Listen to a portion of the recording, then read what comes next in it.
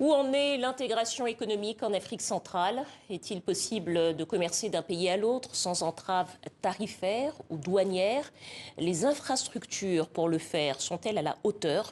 On en parle dans un instant avec Michel Cyr Djena-Wembou, secrétaire permanent du programme de réforme économique et financier de la CEMAC, Communauté économique et monétaire d'Afrique centrale. Mais d'abord, je vous propose d'écouter le député congolais Alban Kaki. Il nous explique les difficultés auxquelles sont confrontés les commerçants d'un pays à l'autre. Propos recueillis par Birdie Pambou.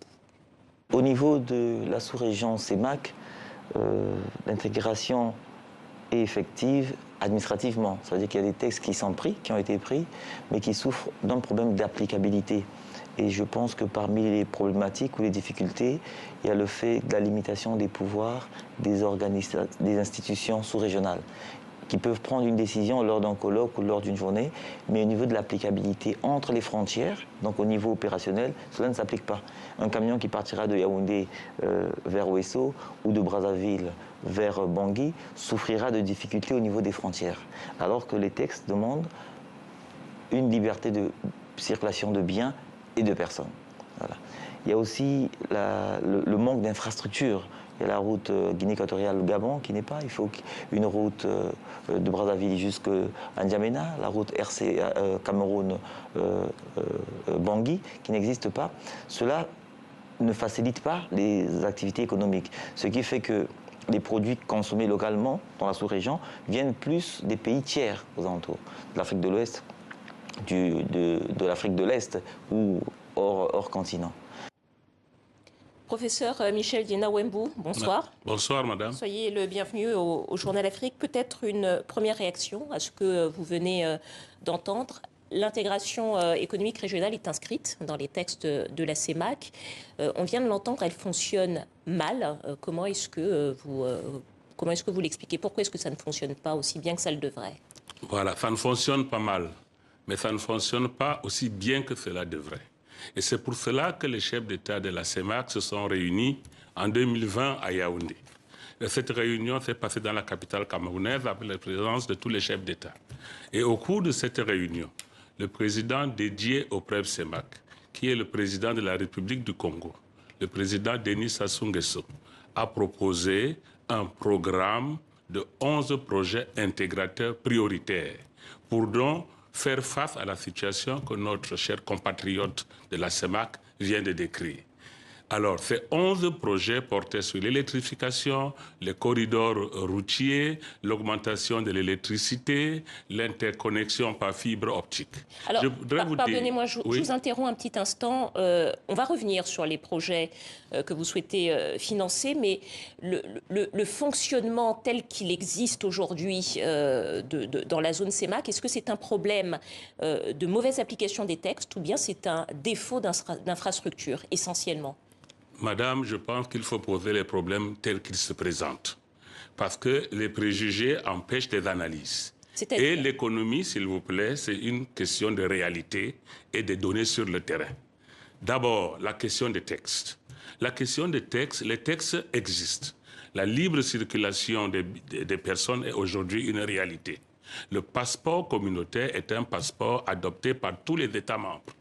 Pour vérifier, il vous suffit de vous rendre dans n'importe quelle capitale. Si vous êtes de la CEMAC, si vous avez le passeport CEMAC, je l'ai avec moi, c'est bien écrit dessus passeport CEMAC, il n'y a plus de visa entre nos États. Concernant la circulation des marchandises. Deuxièmement, concernant la circulation des marchandises, la communauté économique et monétaire d'Afrique centrale, au cours de plusieurs réunions du PREP CEMAC, a pris des dispositions. Un, pour que sur les corridors routiers, on puisse avoir des postes de contrôle uniques.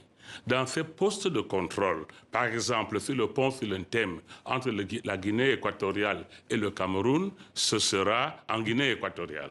Nous avons déjà cette unité de contrôle entre Kousséri et N'Djamena. En termes au niveau du Congo et du Cameroun, c'est une réalité.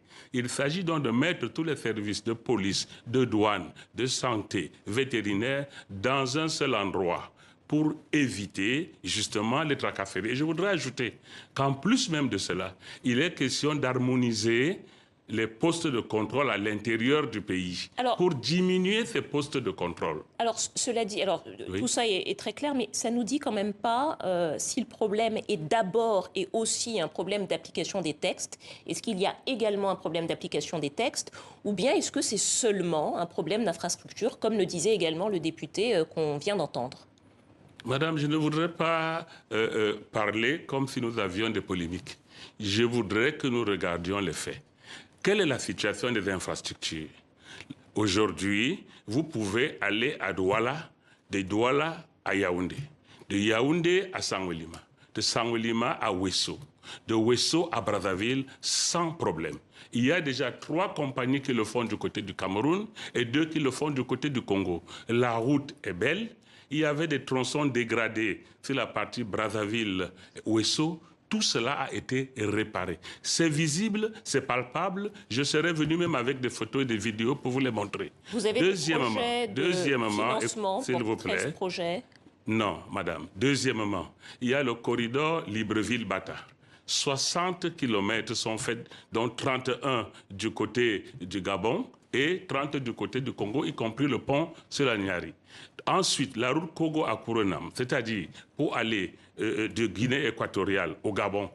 La Guinée équatoriale, elle, tout cela fait 65 km déjà. Et il reste 111 km, n'est-ce pas, qui sont en train, au moment où je vous parle, d'être réalisés.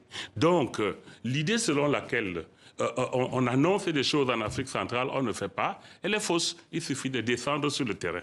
Donc, elle est fausse parce que l'interconnexion aujourd'hui entre le Cameroun par fibre optique et le Congo, ça existe. L'interconnexion avec la RCA, le président Sassou Nguesso venait d'inaugurer. L'interconnexion entre le Gabon et le Congo, c'est là. C'est des choses palpables. Le Tchad et le Cameroun sont reliés. Le problème, c'est simplement de relier maintenant par fibre optique la RCA et le Congo et la RCA et le Tchad, c'est tout. Professeur Djena Wembou, il nous reste madame. peu de temps. Hélas, le temps file vite. Dans une interview télévisée, vous avez une volonté de faire financer 13 projets d'infrastructures, notamment routiers, donc qui, j'imagine, sont peut-être en mauvais état ou doivent être améliorés ou construits. Quels sont-ils? Madame, nous Les avons chantiers prioritaires. les chantiers prioritaires. Nous venons pour présenter à la table ronde 13 projets. Ces 13 projets sont simplement répartis en 4 axes pour compléter les efforts du premier projet. Il s'agit d'abord de terminer le corridor 13, le corridor qui va de Brazzaville, qui arrive à Ouesso, Pointe-Noire, Brazzaville, Ouesso. Au niveau de Ouesso, il y a une branche qui va au Cameroun, ça c'est fini. Maintenant, on est en train de travailler sur Ouesso-Pokola, Pokola-Gouga, entrer en République centrafricaine et remonter vers le Tchad. Ça, c'est le premier corridor. Il y a d'autres routes qui vont permettre de relier nos pays. En dehors de ça, il y a l'aménagement routier, l'aménagement fluvial. Et après, il y aura le prolongement du chemin de fer entre Ngaoundéré et N'Djamena. Mais ce qui est le plus important à vous dire, s'il vous plaît, c'est qu'on va renforcer l'énergie électrique.